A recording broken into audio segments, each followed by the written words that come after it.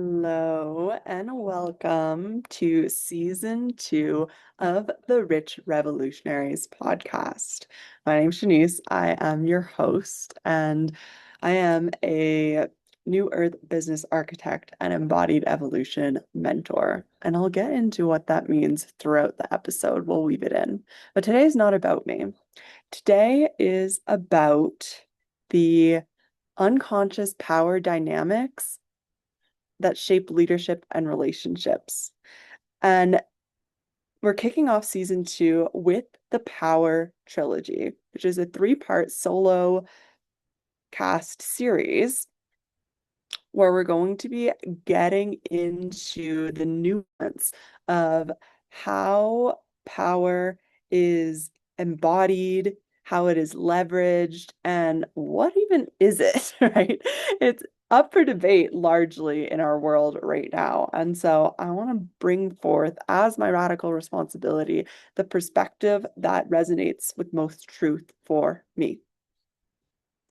So today's episode is the first of 3, Power Play, where we're going to explore and unpack unconscious power dynamics we normalize and call leadership, love, or strategy.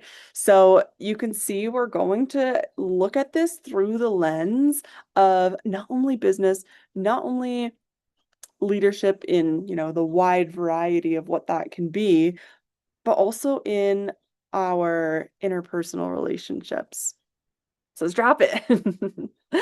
By the end of this episode, I want you to be able to answer this question for yourself. Where am I already in a power dynamic I'm pretending is neutral, loving, or just how things are? Let's dive in. So, in my perspective, authentic power really is synonymous with unconditional love and quantum truth. Unconditional love being, as I've explained in previous episodes, that nurturing energy that is omnipresent, regardless of your behavior, regardless of your socioeconomic status, regardless of your circumstances, regardless of your mood, of which emotion you're moving through, right? Unconditional love, I believe, is the most powerful energy in the universe. And paired with that, quantum truth. Quantum truth meaning our ability to hold multidimensional truth, these different perspectives. Like if we could think of a disco ball, each mirror on the disco ball is reflecting the same image from many different perspectives, right?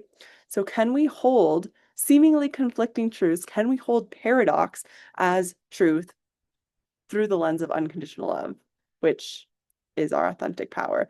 Very different than the power that we see normalized in the overculture, which really is power over. So controlling energy.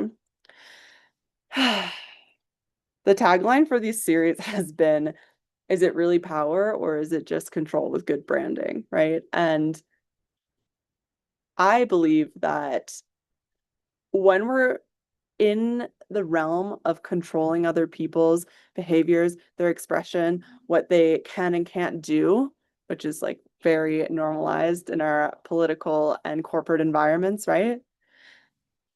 You've actually lost the plot. You've lost the power there because true power is power with, is this abundance of choice and ability to allocate resources freely. So the current structure that we're operating inside of this patriarchal, hierarchical, capitalistic, colonial framework of society is based on this model of an empire, right? And 2 things about empires. You can see that historically, every single empire that has risen has also fallen. And why is that? What can we learn from the past so that we're not looping in these same patterns of unconscious power dynamics, but instead we're evolving to embody more of the power with? And what can we do on an individual level to reclaim our authentic power, right? It's not about fighting the system, it's about unlearning the conditions that have been embodied within us from operating in these systems so that we can create new ones, right? Because when we're fighting a system, right, it's still power over, it's still this competitive, mutually exclusive energy.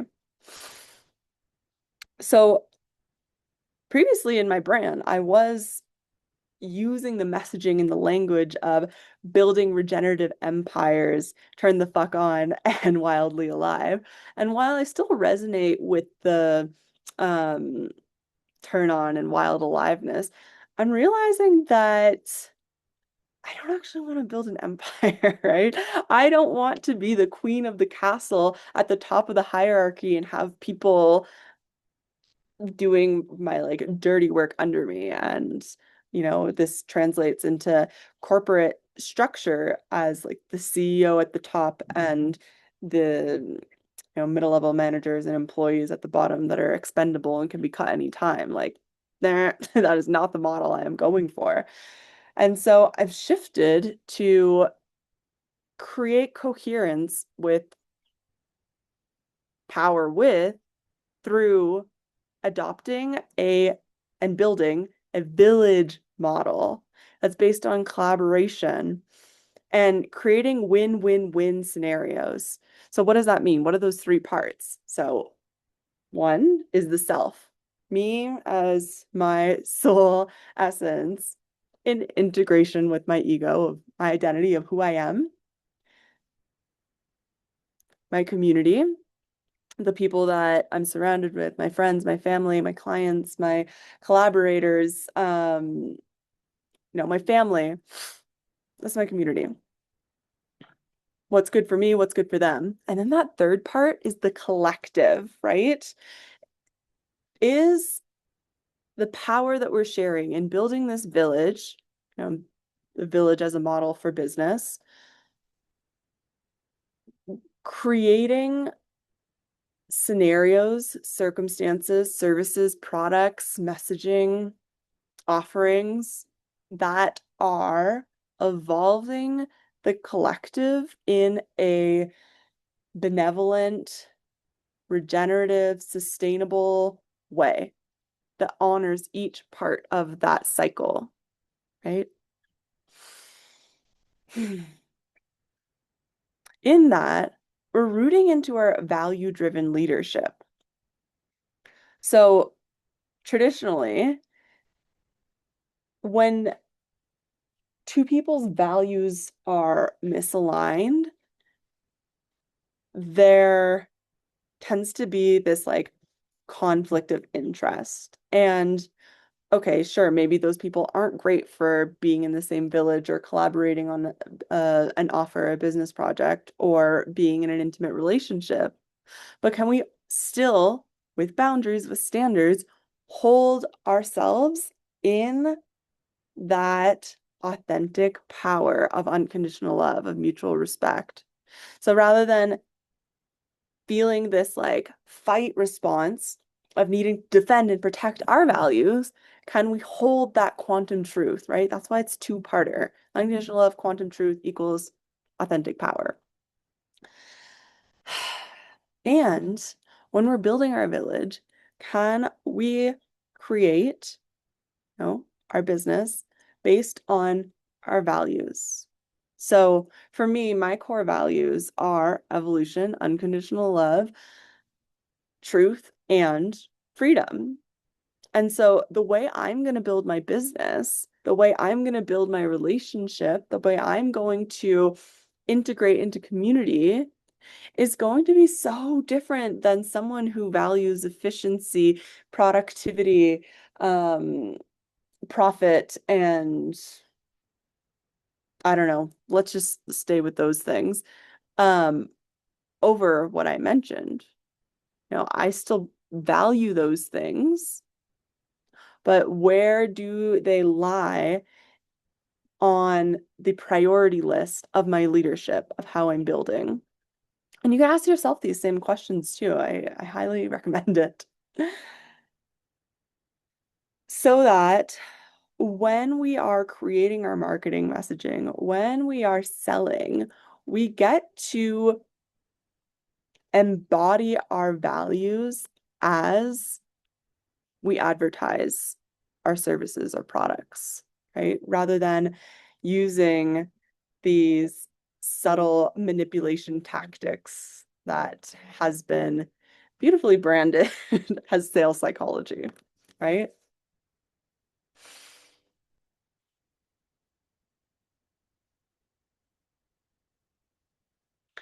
And this amplifies our choice over how we're allocating our resources being attention, money, time. I'd say those are the big ones. Energy, yeah. I'd say those are the big four resources that we have. Attention, time, money, and energy. How are you allocating those resources? Bringing in more choice so that we can reallocate the resources to align with values versus being swayed and overvaluing things like prestige, a charismatic persona, credentials, education, and social proof, right? If someone has like hundreds of raving testimonials and they have like, I don't know, let's say a PhD in um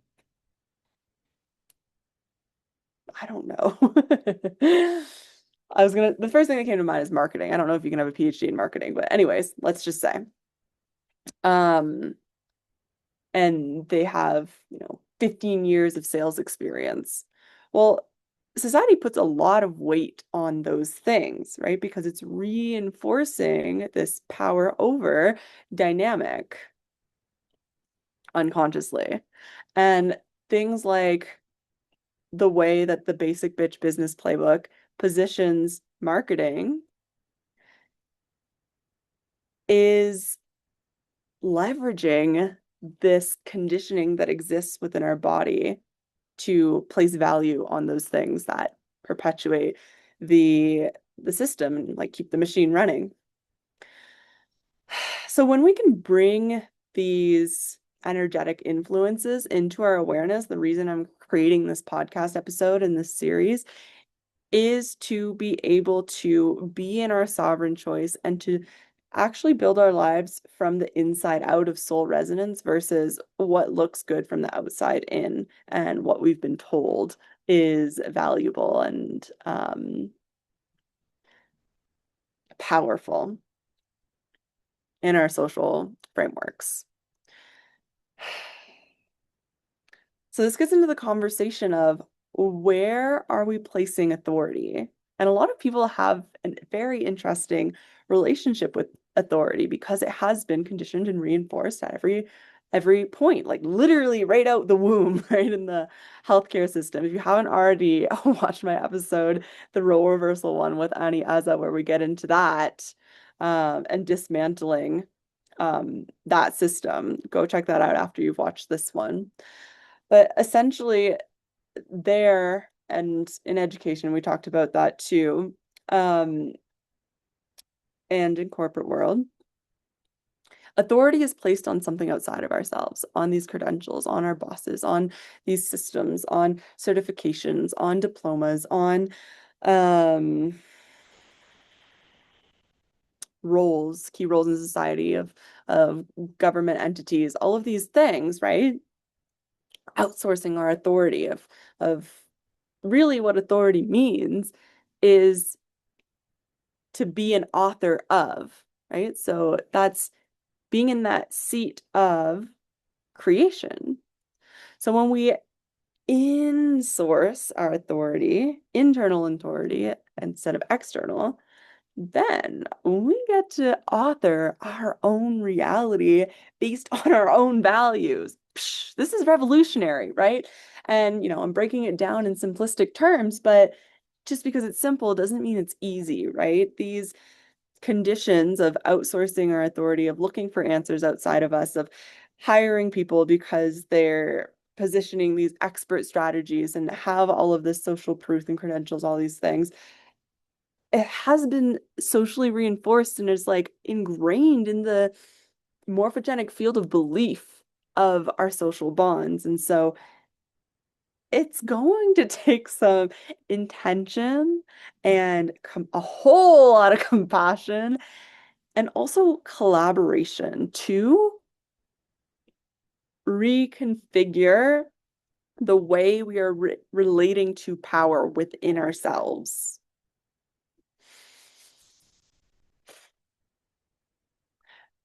A discernment piece that's dropped in for me recently with this is when I see a brand, a leader, or even like in dating, like a partner, flexing power in a sense of performance. And there's this like element of show that's involved, and the show must go on. I remember I did um a customer service excellence training when I was a flight attendant at Disney, and that was one of their core values of their business, was the show element, right? Of not breaking that fourth wall with the characters in the parks. And we can see that a lot of big brands, a lot of big industry leaders across industries are embodied in this, right? There'll be theatrics, there'll be high budget production, there'll be, fireworks and lights and smoke and all these things to spike our dopamine and be like, wow, you're incredible. That's been reinforced, right, through movies and media and all of these conditioning outlets. But really, in that, what I've noticed and how now I make decisions for who I want to collaborate with, who I want to be mentored by, is recognizing that that creates a disconnection from the consciousness of nature.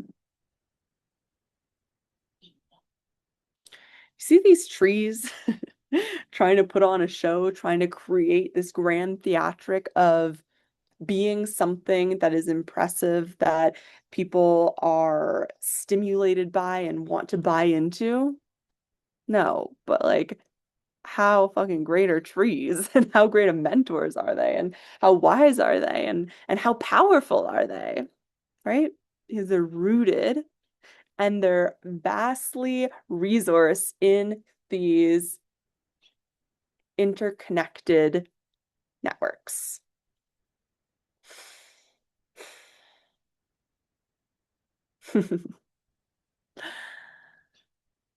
Another discernment piece I want to drop in here is the orientation to process versus outcome. And so in a lot of our like marketing that we learn is people will buy the result, right? They're going to buy the outcome. So make a clear promise and sell that promise, which I wouldn't say is completely wrong. And can we bring more nuance into the conversation? What else is going on here? Do my people value the results the most, the outcomes the most? Or is there an equal value placed on the process of how the results are achieved, right?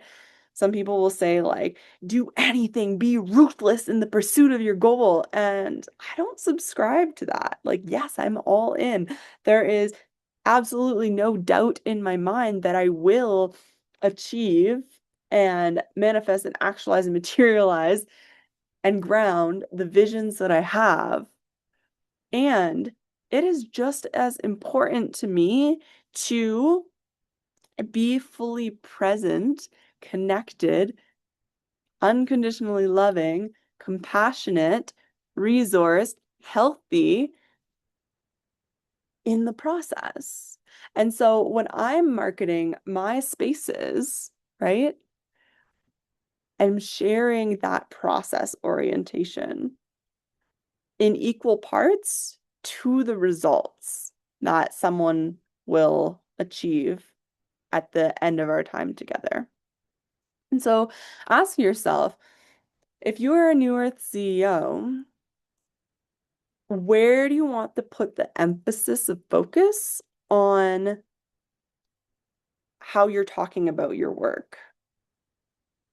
There's a there's a ratio that we get to strategically implement to appeal to our people.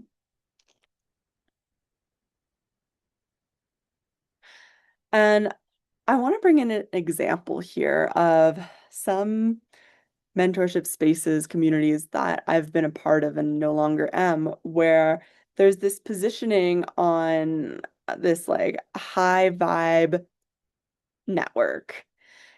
And in a Facebook group, there was a whole post created of like, this is a high vibe only space. So come in here regulated with your share. And basically, like, you can say this and you can't say that. So that puts a lot of pressure on the people in the space to limit their expression, to filter their experience through the lens of high vibes only, which is creating this unspoken culture of it isn't acceptable to come in here in the messy middle. It isn't acceptable to come in here with fear, with grief, with shame, with rage. We don't talk about that here, right? And so then where do we talk about that? A gap in the conversation that I love to speak to and love to serve in my offers is holding spaces for the identity calibration, for the leadership coherence, and for the emotional and spiritual alchemy that takes place as we're putting offers out into the world. As an alchemist, I know that who I am as an energetic being and the energetic signature of my offers come together and create a unique third thing. And in that process, every part of the equation is evolved and transformed.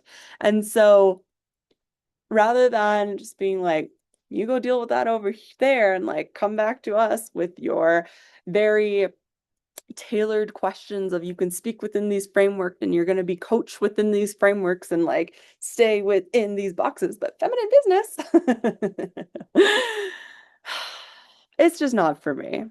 And if it's not for you, let's connect. Okay.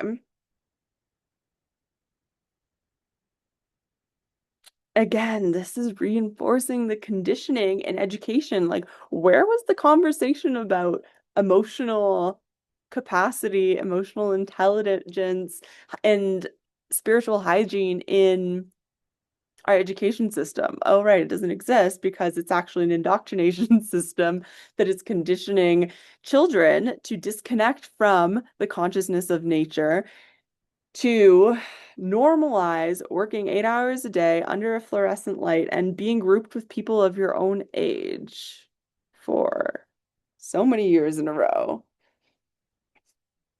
and only talking about specific topics.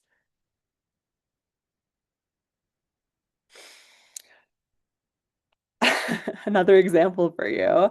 I used to teach as a special education assistant at a Waldorf school. And my main focus was a student who was on the spectrum, who was also Indigenous, and his home life was very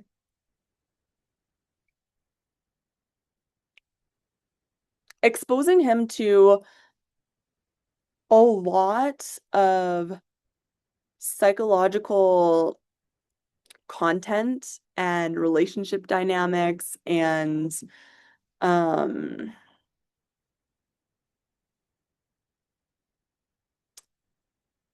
very dense, heavy experiences where like yes, he had his occupational therapist. Yes, he did like different like therapies and had spaces and stuff like that.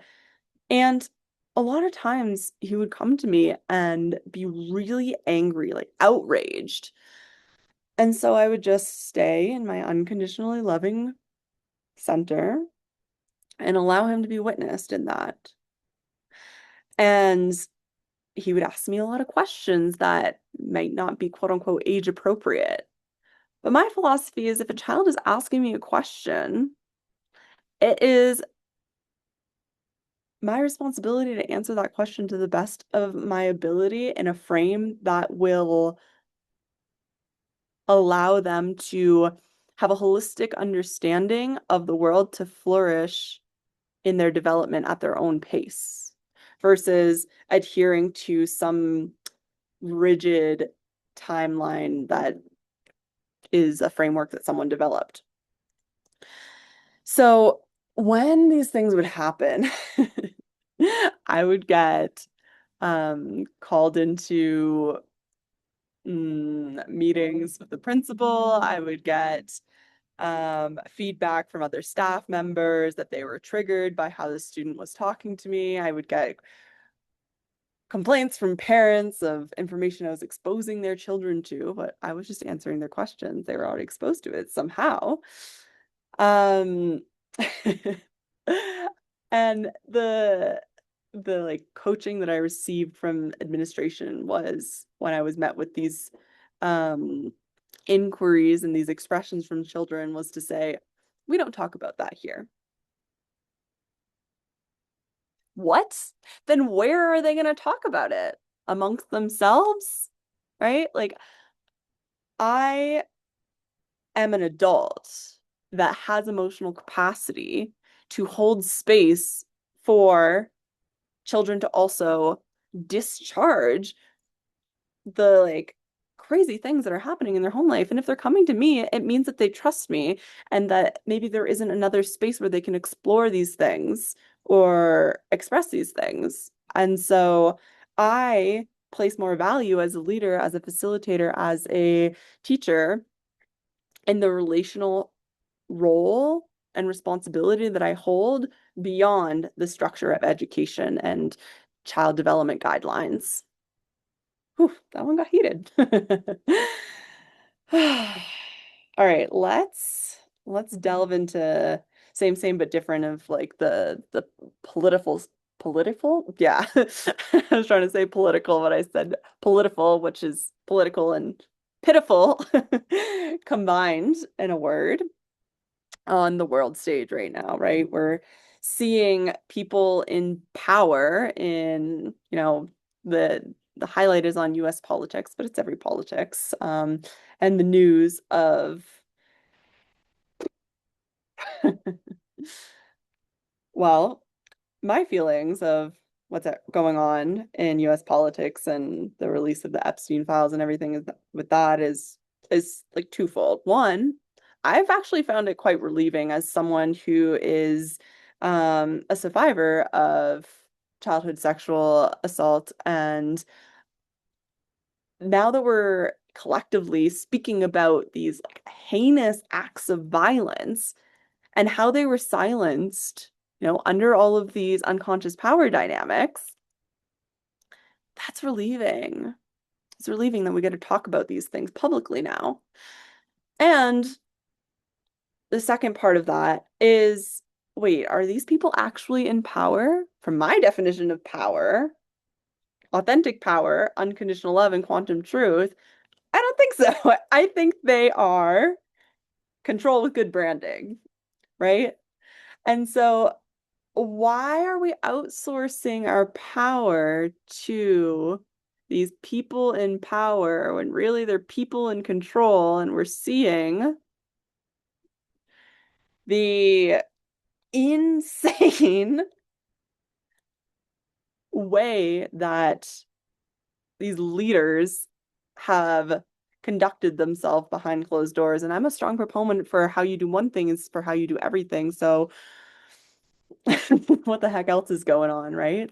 And how these systems are intentionally being created to enforce fear-based control and subservience and domination and silence.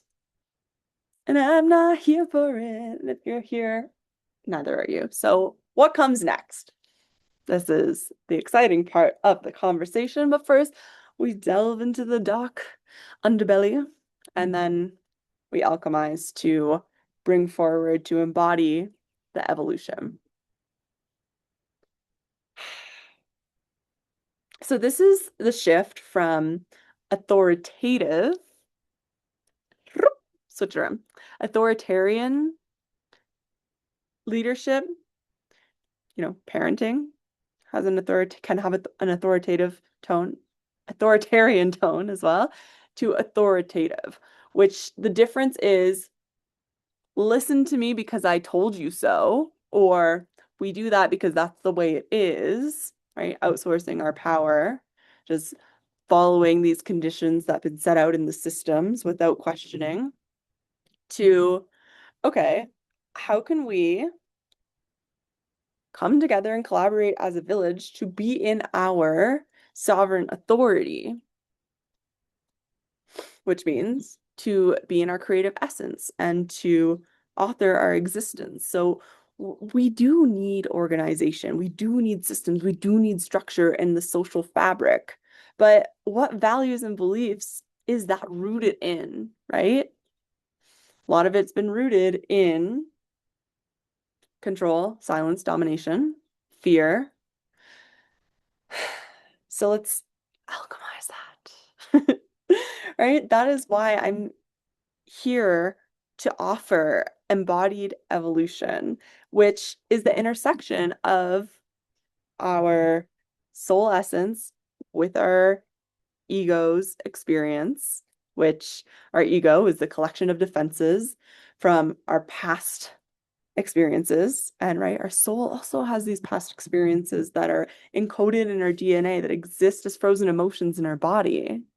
And so when we're going through this embodied evolution, emotional alchemy, how can we flip the fear into action? How can we flip the control into responsibility? How can we flip the power over to the power with?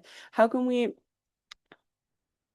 use the raw material that life has gifted us in the form of rage towards the absolutely heinous injustice that exists within our world without crumbling in the face of it, right?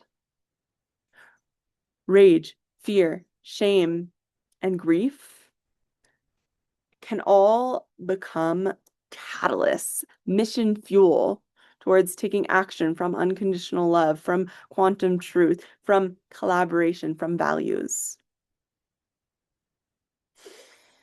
And to lead that reality, we go first, right? We go first in our polarity integration and our emotional alchemy. And the last part of the embodied evolution method is the somatic mastery, right? It's not just, in the head, we're going through these processes, you go crazy. And sometimes we need to go through that stage too. But it's about dropping into the body and actually behind closed doors in every relationship, not compartmentalizing and really embodying our identity through empowered vulnerability.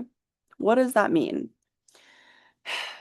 The wounded masculine has really done a number on vulnerability, right? She's got a bad PR rep. Um, and that's part of this whole infrastructure of unconscious power dynamics that I'm presenting here and unpacking and exploring with you, right?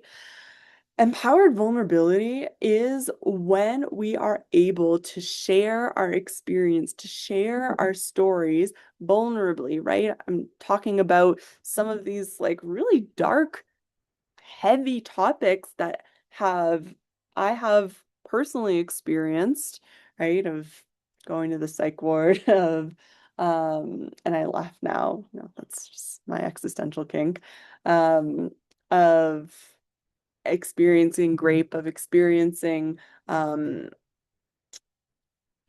narcissistic abuse and emotional neglect and all of these things. I talk about it from this place of being settled within myself.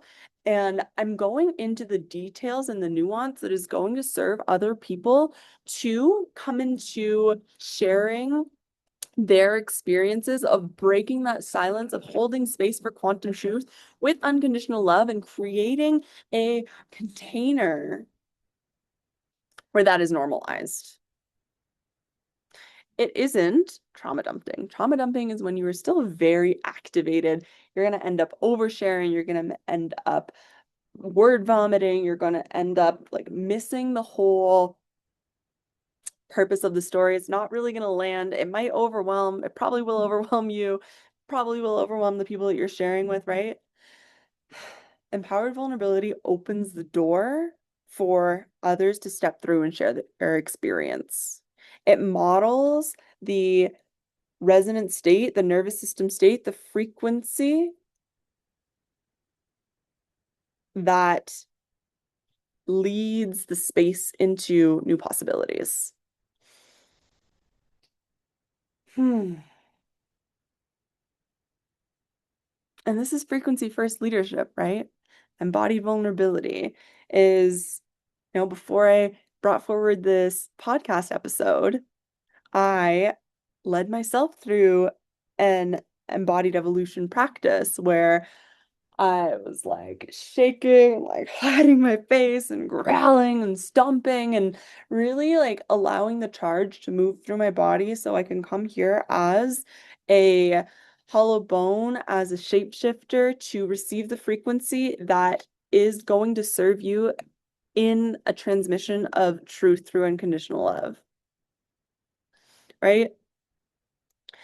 It's the difference from adding more strategy, information, frameworks, methods into someone's field that is already whole and complete. You already have all of the answers that you need. You already are so fucking powerful. There's just been years and years and years of conditioning and propaganda to redirect your attention external to yourself that has led you to forget. You have temporary amnesia. It's okay. It's reversible. Don't worry about it. And we move through this process through cyclical becoming, unfolding. And that is the consciousness of nature, right? We have seasons, even if, I'm in Mexico right now, there isn't snow, but there still is a seasonality to um, the the plant life and the animal life of when flowers are blooming, of when there's more rain.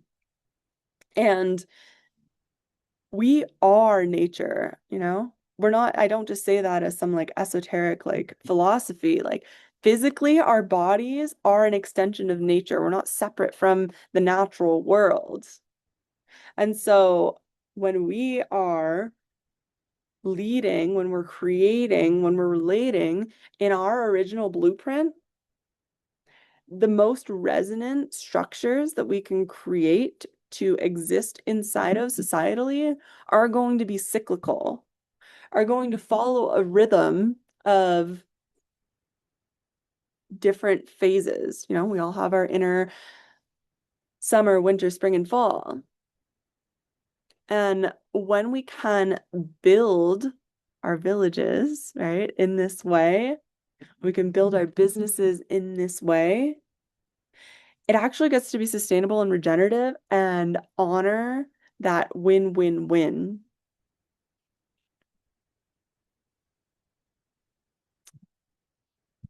solutions and ways of being that we are striving for. And to create that, like it doesn't exist in a vacuum, right? And this is the place of discomfort that can come up is linear structures and models of society, of business that we have been conditioned in are predictable. They are, quote unquote, consistent of control based on fear because we've been conditioned to fear freedom and the unknown, right? So bringing all these things into our awareness allows us to have this openness where conversation to create these win-win-win scenarios, system structures is allowed. But we're in the public education system. You remember sitting there, be still at your desk, listen and be quiet, don't talk to your neighbors. The more we're able to recognize that this exists within our unconscious and how we relate to each other, how we relate to power, then we get to bring back that openness to connect in authentic power, unconditional love, and quantum truth to create new possibilities for the whole. Because we cannot build a new world using the same unconscious power dynamics. This conversation today, in the first part of the three-part series of the Power Trilogy, Power Play, has been the part that no one wants to talk about. The currents of power that exist, in the subterranean river, they don't dissolve when we simply become aware of them, right? This conversation is an open door and an initiation into the underworld. And that is where shadow play begins.